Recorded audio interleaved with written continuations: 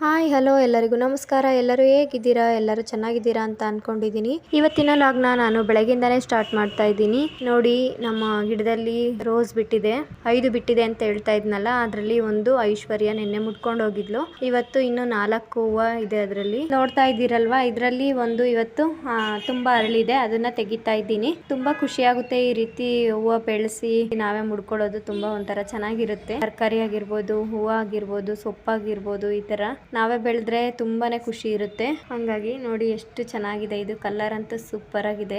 Red pink ತುಂಬಾನೇ ಚೆನ್ನಾಗಿದೆ ನೋಡ್ರಿ. ಪಾಟ್ ಅಲ್ಲಿ ಹಾಕಿದ್ದೆ, ಒಂದು 10 ಗುಲಾಬಿ ಗಿಡ ತಂದ್ಬಿಟ್ಟು ಹಾಕಿದ್ದೆ. ಅದು ಎಲ್ಲ ಸ್ವಲ್ಪ ನೋಡ್ಕೊಳ್ದೇನೆ ನಾನು ಅಂಗಡಿ ಹತ್ರ ಹೋಗ್ತೀನಲ್ವಾ, ಹಂಗಾಗಿ ಅದಕ್ಕೆ ನೀರ್ ಹಾಕ್ದಲೆ ಇವಾಗ ಸ್ವಲ್ಪ ಹೋಗಿದೆ ಎಲ್ಲಾನು. ಅದರಲ್ಲಿ 1-2 ಉಳ್ಕೊಂಡಿದೆ ಅಷ್ಟೇನೆ. ಅದರಲ್ಲಿ ಉಳಿದಿರೋದಷ್ಟನ್ನ ಸ್ವಲ್ಪ ಇವಾಗ ನೀರ್ ಹಾಕಿ ಚೆನ್ನಾಗಿ ನೋಡ್ಕೊಳ್ತಾ ಇದ್ದೀನಿ. ಹಂಗೇನೆ ಇವತ್ತೊಂದು ರೆಸಿಪಿನ ನಿಮ್ಮ ಜೊತೆ ಶೇರ್ ಮಾಡ್ತೀನಿ ಬನ್ನಿ. ಇವತ್ತು ನಾನು ಟೊಮೊಟೊ ಗೊಜ್ಜು ಮಾಡ್ತಾ ಇದ್ದೀನಿ. ಅದಕ್ಕೆ ಏನೆಲ್ಲ ಬೇಕು ಅಂತ ಹೇಳಿ ನೋಡ್ಕೊಳ್ಳಿ. ಈರುಳ್ಳಿ, ಟೊಮೊಟೊ, ಕಾಯಿ ತುರಿ ಮತ್ತು ಶುಂಠಿ ಬೆಳ್ಳುಳ್ಳಿನ ಜಜ್ಜಿಟ್ಕೊಂಡಿದ್ದೀನಿ. ಕರ್ಬೇವಿನ ಸೊಪ್ಪು, ಸ್ವಲ್ಪ ಕೊತ್ತಂಬರಿ ಸೊಪ್ಪು, ಸ್ವಲ್ಪ ಎಣ್ಣೆ, ಸಾಸಿವೆ, ಇಷ್ಟೇ ಬೇಕಾಗಿರೋದು. ನೋಡಿ, ಎಣ್ಣೆ ಹಾಕ್ಬಿಟ್ಟು ಸಾಸಿವೆ ಹಾಕ್ತಾ ಇದ್ದೀನಿ. ಸಾಸಿವೆ ಹಾಕಿ ಚಿಟಪಟ ಅಂದ ತಕ್ಷಣ ಜಜ್ಜಿಟ್ಕೊಂಡಿರೋದಿರುತ್ತಲ್ಲ, ಶುಂಠಿ ಬೆಳ್ಳುಳ್ಳಿ ಜಜ್ಜಿಟ್ಕೊಂಡಿದ್ನಲ್ವ, ಅದನ್ನು ಹಾಕ್ತಾ ಇದ್ದೀನಿ. ಇದನ್ನು ಫಸ್ಟೇ ಹಾಕಿದ್ರೆ ಫ್ಲೇವರ್ ಚೆನ್ನಾಗಿರುತ್ತೆ ಅಂತ ಹೇಳಿ. ನಂತರ ನೋಡಿ ಈರುಳ್ಳಿ ಹಾಕ್ತಾ ಇದ್ದೀನಿ. ಈರುಳ್ಳಿ ಸ್ವಲ್ಪ ಒಂದು ಮುಕ್ಕಾಲು ಭಾಗದಷ್ಟು ಬೇಯಬೇಕು. ಇವಾಗ ನೋಡಿ, ಇದು ಈರುಳ್ಳಿ ಚೆನ್ನಾಗಿ ಬೆಂದಿದೆ. ಈ ಟೈಮಲ್ಲಿ ಟೊಮೊಟೊ ಹಾಕ್ಕೊಬೇಕು. ನಾನಿಲ್ಲಿ ಒಂದು 6-7 ಟೊಮೊಟೊನ ತಗೊಂಡಿದ್ದೀನಿ. ಪೂರ್ತಿ ಹಣ್ಣಾಗಿರೋಂಥ ಟೊಮೊಟೊನ ತಗೊಳ್ಳಿ. ಇದಕ್ಕೆ ಗೊಜ್ಜಿಗೆ ತುಂಬಾ ಚೆನ್ನಾಗಾಗುತ್ತೆ. ಇದು ಗೊಜ್ಜು ಚಪಾತಿಗೂ ಚೆನ್ನಾಗಿರುತ್ತೆ, ರೈಸ್ಗೂ ಚೆನ್ನಾಗಿರುತ್ತೆ, ದೋಸೆ ಈ ಥರದಕ್ಕೆಲ್ಲ ತುಂಬಾ ಚೆನ್ನಾಗಿರುತ್ತೆ.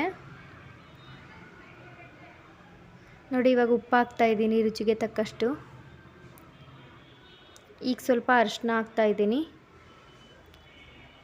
ನಂತರ ಚೆನ್ನಾಗಿ ಬಾಡಿಸ್ಬಿಟ್ಟು ಇವಾಗ ನೋಡಿ ಖಾರದ ಪುಡಿ ಹಾಕ್ತಾ ಇದ್ದೀನಿ. ಖಾರಕ್ಕೆ ಖಾರದ ಪುಡಿ ಹಾಕ್ತಾ ಇದ್ದೀನಿ 1 ಸ್ಪೂನು.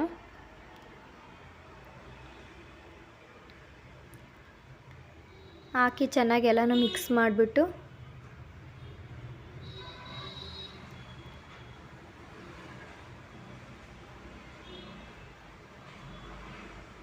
ಚೆನ್ನಾಗಿ ಅದರಲ್ಲೇ ಎಣ್ಣೆಯಲ್ಲಿ ಚೆನ್ನಾಗಿ ಬೇಯಿಸ್ಬೇಕು. ಇದಕ್ಕೆ ನೀರೆಲ್ಲ ಏನೂ ಹಾಕ್ತಾ ಇಲ್ಲ ನಾನು.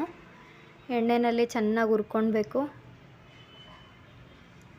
ನೋಡಿ, ಇವಾಗ ಚೆನ್ನಾಗಿ ಬೆಂದಿದೆ.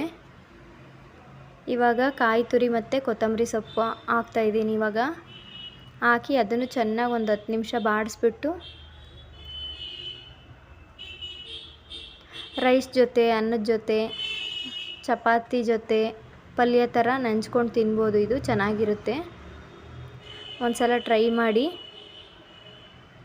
ವಿಡಿಯೋ ಇಷ್ಟ ಆದರೆ ಪ್ಲೀಸ್ ಒಂದು ಲೈಕ್ ಮಾಡಿ, ಶೇರ್ ಮಾಡಿ, ಕಮೆಂಟ್ ಮಾಡಿ, ಸಬ್ಸ್ಕ್ರೈಬ್ ಮಾಡೋದನ್ನು ಮರಿಬೇಡಿ ಫ್ರೆಂಡ್ಸ್. ನೋಡಿ, ರೈಸ್ಗೆ ಮಾಡಿದ್ದೆ ನಾನು. ರೈಸ್ ಜೊತೆ ತುಂಬ ಚೆನ್ನಾಗಿತ್ತು. ನೀವು ಕೂಡ ಟ್ರೈ ಮಾಡಿ. Thank you for watching.